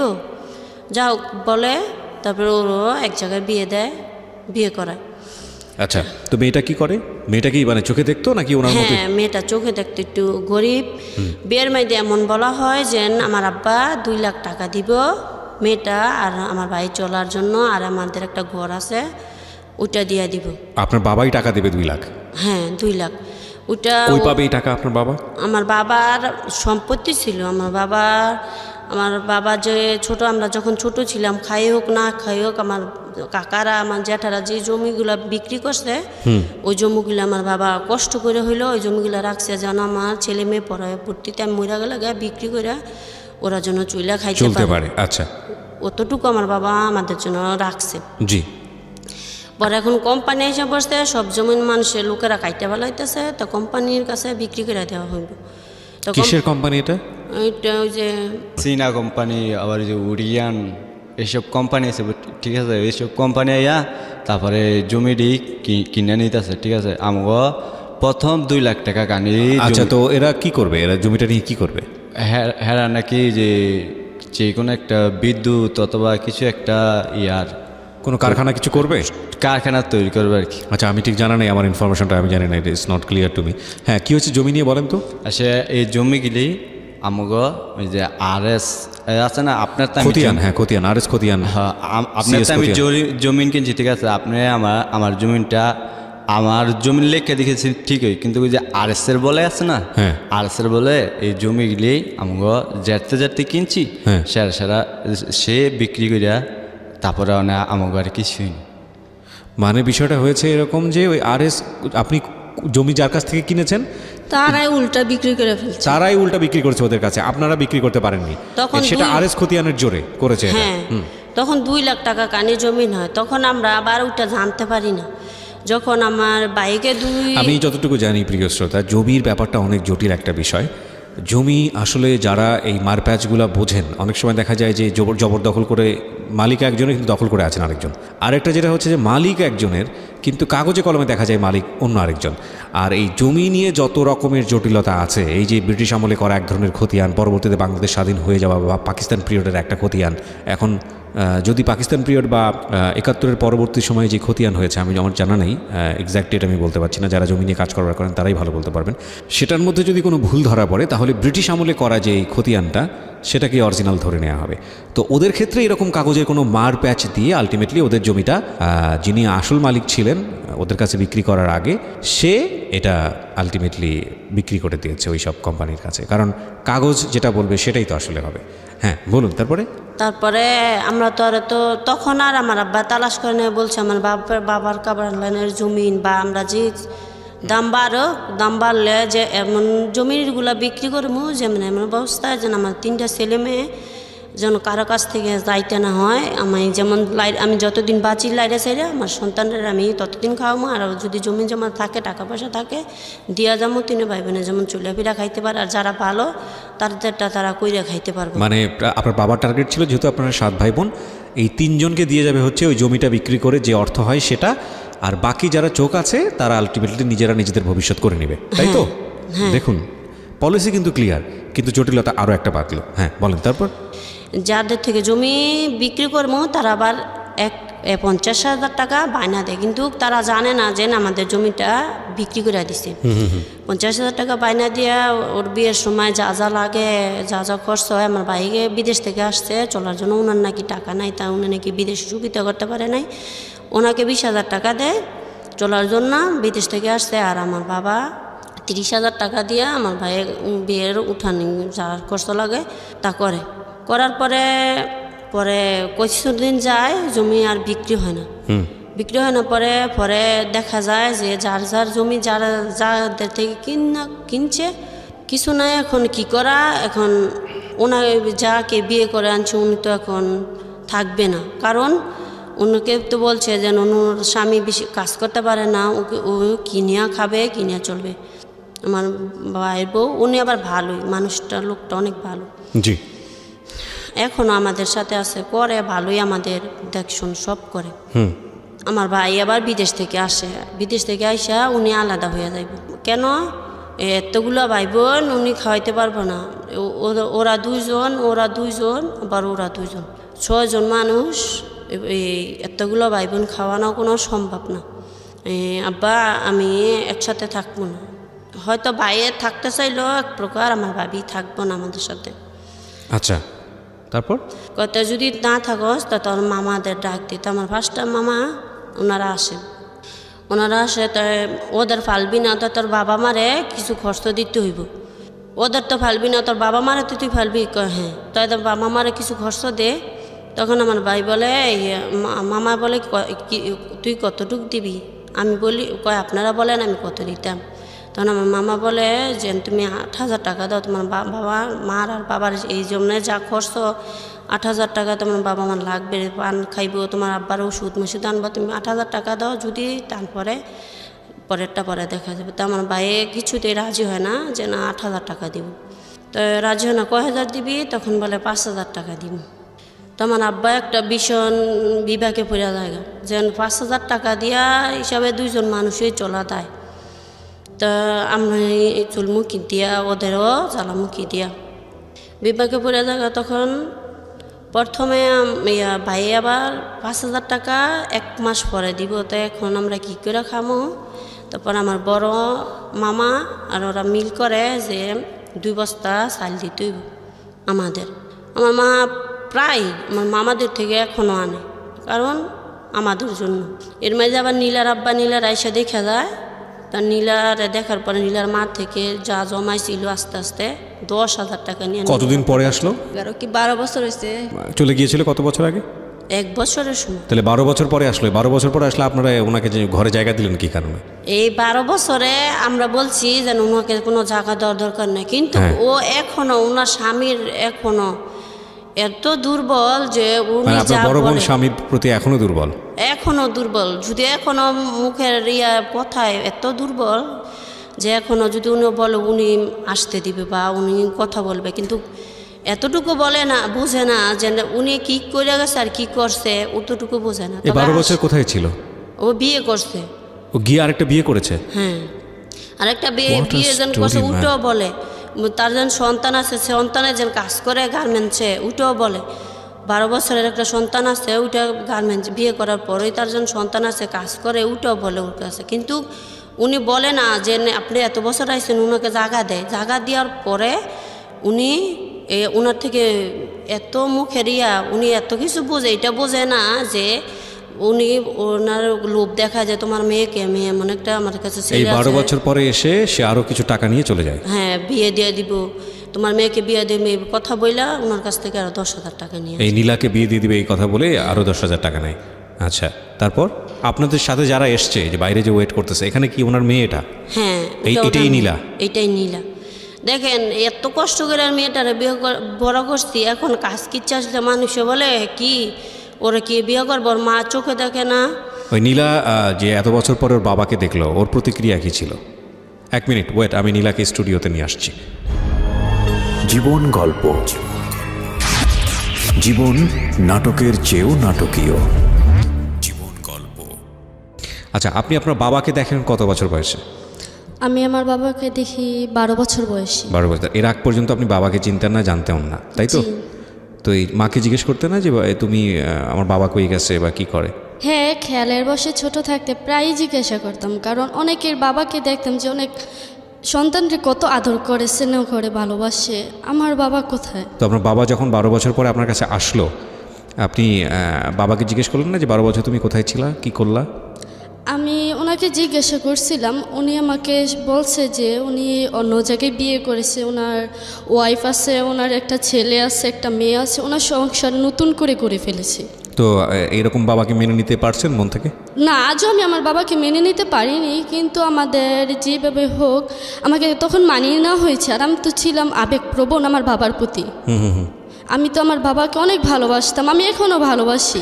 আপনার মা, আপনি জন্মের পর থেকে দেখছেন আপনার মা অন্ধ, এবং 8-10টা চোখ যাদের আছে সেরকম স্বাভাবিক জীবনযাপন সে করতে পারে না। আপনি আপনার মায়ের একমাত্র সম্বল, আর কোনো বাচ্চা কাচ্চা তো আপনার মায়ের নেই আমি যতদূর জানি।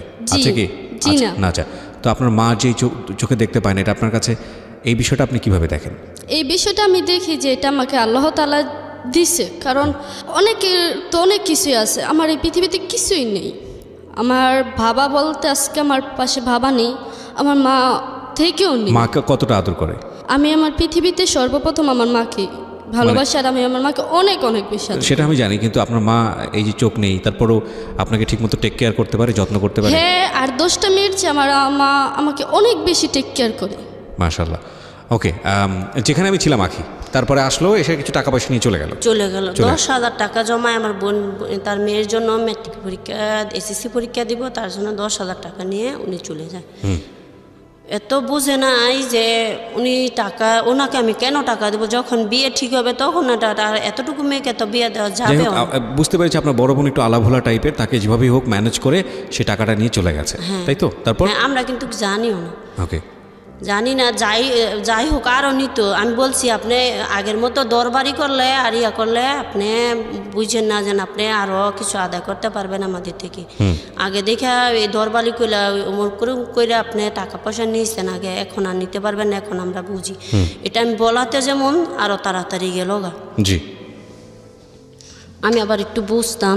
জি, এখন চলে যাওয়ার পরে আমার বোন তো গেলই, আমার ভাইটা এখন, আমার ভাই আলাদা হয়ে যাবে, আলাদা হয়ে গেলে। আপনার ভাইয়ের কাছে কি তখন আপনার ভাই বউ ছিল নাকি সে চলে গেছে? এখন আছে। তখন কি চলে গিয়েছিল? হ্যাঁ, কিছুদিন টাকা পয়সা দেয় না দেখে চলে গেছিল। টাকা পয়সা দেয়নি বলতে? টাকা পয়সা সংসারে খরচ দিতে পারেনি বলে? হ্যাঁ। আপনার ভাই কি করতো, মানে কি করে উনি সংসারে খরচ দেবে? একটু কাছে আসেন, মাইক্রোফোনের কাছে আসেন। আপনি না, আপনার ভাইয়ের কথা বলছি। হ্যাঁ, আপনি কি করতেন পেশায়? আমি পেশা কিছু করি না, ঠিক আছে। আমার ছোটো ভাই একটু ফেল করতো, করলে আমার 2টা গরু থাকতো, এই গরুটি নিয়ে যাইতাম। তারপরে ছোটো ভাই হেলটেল করে একটু না আন্তবেলা নিয়ে যেত, আর বাইক কইতো আন্তদের উপরে যাইতাম, যাইয়া করতাম কি গরুটি নাইরের সাইডে একটু টিয়া করে লুয়ে যেতাম। আপনি মূলত কোনো কাজই করতে পারেন না? মূলত কোনো কাজ করতে পারি না। আচ্ছা, কিন্তু আপনি কি জানতেন যে এই যে চোখের দৃষ্টি ছাড়াও অনেক মানুষ অনেক কাজ করতে পারে যদি ঠিকমতো ট্রেনিং দেওয়া হয়, লেখাপড়া করানো হয়। এটা কি জানতেন? আপনার ফ্যামিলিকেও আমি কখনো জানতাম না, ঠিক আছে, কখনো জানতেনই না? কখনো জানতাম। আচ্ছা, এই মেসেজটা এই ফ্যামিলির কাছে যায়নি। আমরা গল্পের একেবারে শেষ ভাগে চলে আসবো প্রিয় শ্রোতা, মাত্র 2 মিনিটের বিরতি নেব, তারপর আজকের জীবন গল্পের শেষের দিকে। এত যে টানা পড়েন বা এত যে জটিলতা তৈরি হয়েছে গল্পে, এই গল্পের মধ্যেও একটা পজিটিভনেস আছে, এই গল্পের মধ্যেও একটা শান্তি আছে। সেটা হচ্ছে পরিবারের একজন মানুষ, যেই মানুষটা কখনো হাল ছাড়েননি, সেটা হচ্ছে ওনাদের বাবা। এবং তিনি একাডেমিক কোয়ালিফিকেশনে একেবারে বকলম, কোনোদিন স্কুলে যাননি, কিন্তু মনুষ্যত্বের জায়গাটিতে তিনি অনেক অনেক ভালো একজন মানুষ। কারণ সন্তানেরা যদি বাবাকে ভালো বলে তাহলে সেখানে আমার আপনার কিছু বলার থাকে না। এবং একইভাবে বলবো, সন্তান যদি তার বাবাকে বা মাকে ভালো না বলে তাহলেও সেখানে আমার আপনার কিছু বলার থাকে না। ওরা তিনজনের অনেক কমপ্লেইন থাকতে পারতো, চোখে দেখে না ওরা, কিন্তু ওর বাবা মা নিয়ে ওরা যে পরিমাণ সন্তুষ্ট, সেটা নিঃসন্দেহে ওদের সৌভাগ্য এবং একই সাথে আমাদের গর্ব করার বিষয়। আমরা এমন কিছু নিয়ে গর্ব করতে চাই যে বিষয়টা হয়তো কখনোই হাইলাইট হবে না, যে বিষয়টা হয়তো বা সমাজের সেই অর্থে কখনো লাইমলাইটেও আসবে না। কিন্তু আপনি চিন্তা করে দেখুন, পরিবারের এই বাবা কিংবা এই মা যদি ঠিকমতো হাল না ধরতো, এদের যদি টেক কেয়ার ঠিকমতো না করতো, তাহলে হয়তো কখনো ছোটোবেলায় এমন কোথাও দিয়ে দিত, সেখান থেকে তাদের জীবনটা অন্যদিকে চলে যেতে পারতো। তারপরে আমার ভাই আলাদা হয়ে গেল, এই ভাই বড় ভাই আলাদা হয়ে গেল। আমাদের মাত্র আমার বাবা মাকে 5,000 টাকা দেয়, কিন্তু 5,000 টাকা যে দেয় দিবে, উনি যদি বিদেশ গিয়ে ঠিক মতন কাজ পায় তাহলে টাকা দিবে, নাইলে দিবে না, এটা বলে। তখন আমার মামা বলে, না বিদেশ গেলে তুই পাস বা না পাস, তোর বউ খাওয়ান দেশ বা না দেশ, তোর বাবা মাকে তোর খাওয়ান দিতেইব। তখন ভাইয়া বলে যে যদি আমি না পারি তাহলে 2 মাসের একসাথে দিব, আমি যদি পারি তাহলে। আমার ভাইও ভালোই ছিল, হয়তো আমাদের জন্য কিছু করে নাই, কিন্তু আমার ভাই এমন একটা মানুষ ছিল, এখন বিয়ে করলে হয়তো আমাদের বড় হয়ে গেছে, এখন আমাদের দেখাশোনা করে না বা আমাদের খোঁজখবর নেয় না, কিন্তু আগে আমাদের বাসা থাকতে অবশ্যই আমাদের আদর করছিল। আমরা জানি আমার ভাই এখন আমাদের ভালোবাসে। তাই বলছে যে না, আমি পারলে দিব, না পারলে না দিব। তা আমার ভাই বিদেশ যায়, 1 মাস টাকা দেয় না। আচ্ছা, না দিওতে এতগুলো লোক নিয়ে আমার আব্বাও চাল বা কিনা খাওয়াইতে পারতো না। তো কি করতো? মারা 1 বস্তা চাল দেয়। আচ্ছা, 1 বস্তা চাউল দেয়, পরে আমাদের চলে। পরে মেম্বরি আমার নানি মুড়া জায়গা, তার 1 মাস পরে আমার নানি মুড়া জায়গা। তো ওই সময় বলা হয় যে সবাই তো আমাদের মেয়েদের ভালোই আছি, তো গ্যাসের দিনের মা তো সবার চেয়ে অভাব। যদি আমার মার মামা তো বাইরা বলে যে তোরা ওদের একটু দেখিস, এটা বলে যায়। তো জানেনই তো পরেরটা পরে আর কতটুকু। হ্যাঁ, তাদেরও তো সংসার আছে, আমার মামাদেরও তো সংসার আছে, তারাও কারো ছেলে মেয়ে বিয়ে করাইছে, কারো করায় নাই, তাদেরও একটা নতুনই আছে।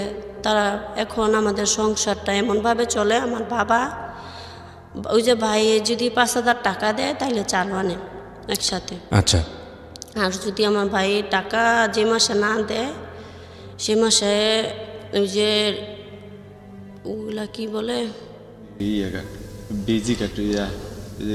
ভিজিএফ কার্ড, হ্যাঁ, 200 টাকা নিয়ে, আচ্ছা, 30 কেজি ওটা দেয়। আর না হলে আমার মামারা কিছু দেয়। না হলে এমনও দিন গেছে, আমার ভাই যখন আলাদা হয়ে যায় তখন তো আমার বাবা একা পারে না। এমনও দিন গেছে আমরা 1 বেলা ভাত খাইছি, 1 বেলা রুটি খাইছি, আর আরেক বেলা আলু খাইছি, এমনও দিন গেছে। কিন্তু আমাদের কেউ সংসারে এতটুকু, আমার ভাইয়ের বউ পরের মেয়ে, উনিও বলবো না যে কার কাছে কখনো কিছু বলে নেই। আজ পর্যন্ত আমাদের আশেপাশের মানুষও বলতে পারতো না যে আমরা কিভাবে চলছি। কেউ আপনারা কখনো হাত পাতেননি, তাই তো? না, কখনো। আমার বাবা চায় না যেন আমার সন্তান কারো কাছে হাত পাতুক। আমার ছোট ভাইটা যখন আয় পরীক্ষা দেয়, আমার মা বাবা কত কাঁদে, আমার মা কত কাঁদে যে আয় পরীক্ষা দিব, ওরা কিছু বাড়তি টাকা দিয়ে আমার ভাই দেয় না, একজনের থেকে দেনা করে। পরীক্ষা অন্তত বেশি হইলে 18 দিন আগে আমার বাইরে আমার মা বই কিনা দেয়, একজনের থেকে দেয় না, 10,000 টাকা নেয়, ফি দেয় 7,000, 3,000 টাকা দেয় বই কিনা দেয়। এই পরীক্ষার বই কিনা দিলে আমার ভাই এই 18 দিনে গরু বাছুরও ফালে, পরীক্ষা দিয়ে ভালো পাস করে না, কিন্তু পাস করে। এখনো কোনো কাজে কত গার্মেন্টস ইয়ে করে, এখনো কাজ পায় না। ইনশাল্লাহ যদি কাজ পায় তাহলে আমাদের ভরসা আছে। নাহলে আপনাদের ফ্যামিলিতে এখন কয়জন টোটাল? আপনি 9 জন। কারা কারা? আমরা মা, ওর স্ত্রী 2 জন, ওরা 2 জন, আমরা 2 জন, 6 জন, ওরা 2 জন, 6 জন। দাঁড়ান একটু হিসাব করে বলি। এই যে নীলা এবং নীলার মা 2 জন, আমরা 2 জন, আমার ছেলে 2 জন, 4 জন। আর আপনার পাশে যে ভাই বসে আছে ওনার কি কোনো ছেলে মেয়ে আছে? না, এখনো হয় নাই। ওনার হাজবেন্ড আর ওয়াইফ ওনারা 2 জন, মোট 6 জন। আপনার বাবা মা 2 জন, 8 জন। 8 জন। আর একটা ছোট ভাই যে বললাম আসছে, ও আছে। এই 9 জন। এই টোটাল 9 জন। এই 9 জন মানুষ কার আয়ের উপর নির্ভর করে? আমার বাবা এখন কিছু মাছ ধরে, আর ওই যে বাবা এই ভাই কিছু 5,000 টাকা দেয়, ওটা দিয়ে দিলে ওটা দিয়ে চলে। এই মাছ ধরে আর হচ্ছে এই অল্প কিছু টাকা পাঠায়, এটা দিয়ে আপনাদের চলে। জি। আপনারা লাস্ট কবে মাংস খেয়েছেন? কুরবানির সময়। নিজেরা কুরবানি দিয়েছেন? আগে আমরা কুরবানি দিতে আগে আমার বাবা 1 গরু কুরবানি দিছে, কিন্তু এখন এই প্রথম আমার ভাই আলাদা হয়ে যান, এই প্রথম আমার বাবা যেদিন কুরবানি দিতে আমার বাবা শোয়ার থেকে উঠে নেয়। আমার বাবা কুরবানি দিতে পারে না, এই দুঃখ আমার বাবা সেদিন সারাদিন শোয়ার থেকে আমার বাবা উঠে নেয়। বলে আমারই তো লাখ লাখ টাকার জমিন মানুষে মেরে খাইছে, যদি জমিনগুলো কেউ না বেচলে তাহলে তো আমার ছেলে মেয়ে নিয়ে আমি কুরবানিও দিতে পারতাম, আমার ছেলে মেয়ে নিয়ে আমি খাইতে পারতাম।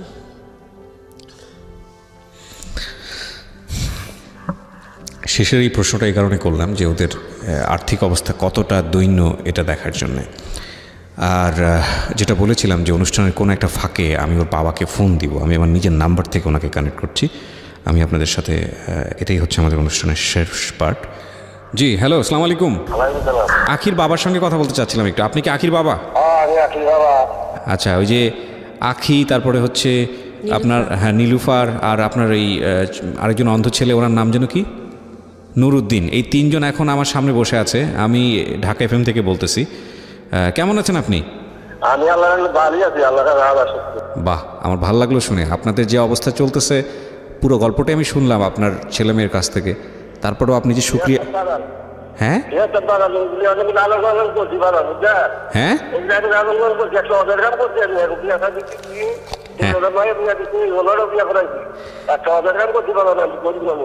না, আমি খুব খুশি হয়েছি যে আপনি তাদেরকে বিয়ে শাদী দিয়েছেন এবং তারা এতটা কষ্টের মধ্যে থেকেও আপনি যে শুকুর আলহামদুলিল্লাহ বলতে পারেন, এটা আসলে কয়জন মানুষ পারে। তো এখন তো একটু কষ্ট হয়ে যায় না, মানে যে সংসার চালানো একটু কষ্ট হয়ে যাচ্ছে না? 9 জনের সংসার কিভাবে চলতেছে? তো এই যে 3 জন ছেলে মেয়ে অন্ধ, ছোটবেলা থেকে দেখতে পারে না, কখনো এদেরকে নিয়ে কখন? হ্যাঁ,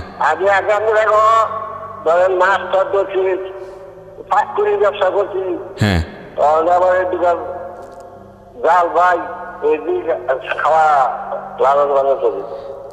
আপনাকে এই প্রশ্নটা করার সাহস পাচ্ছি না, তারপরেও করব আমি শুধু বোঝানোর জন্যে।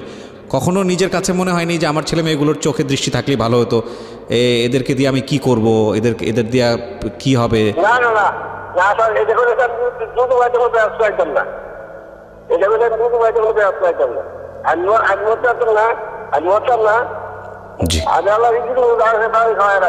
জি, আপনি অনেক ভালো থাকেন। জি,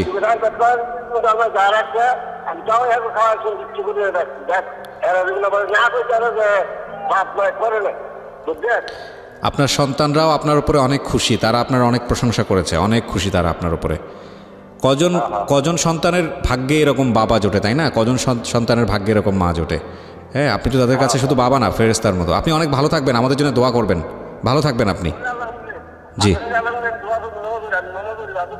জি, আমাদের জন্য দোয়া করবেন, দোয়া করবেন আমাদের জন্য। জি, আল্লাহ হাফেজ। আল্লাহ, জি, থ্যাংক ইউ। আমি প্রিয় শ্রোতা, আপনারা ফোনে হয়তো বা কথাটা অনেক সময় বুঝতে পারবেন না, কারণ লাউড স্পিকার দিয়েছিলাম। আমি আমার ব্যক্তিগত নাম্বার থেকে ওনাকে ফোন দিয়েছিলাম। একটা যেটা লাস্টেরটা আমার কানে বেঁধে থাকবে সারা জীবন, সেটা হচ্ছে ওনাকে আমি একটা প্রশ্ন করেছিলাম। আপনারা নিশ্চয়ই প্রশ্নটা শুনেছেন যে বোঝা মনে হয় কিনা, কিংবা যে 3 জন যে অন্ধ সেক্ষেত্রে কোনো ওনার কষ্ট আছে কিনা। উনি বলেছে, উত্তরটা হচ্ছে যে কি বলেন এসব, আল্লাহ তো তাহলে আমার দুজকেও জায়গা দিব না, জান্নাতের তো প্রশ্নই ওঠে না।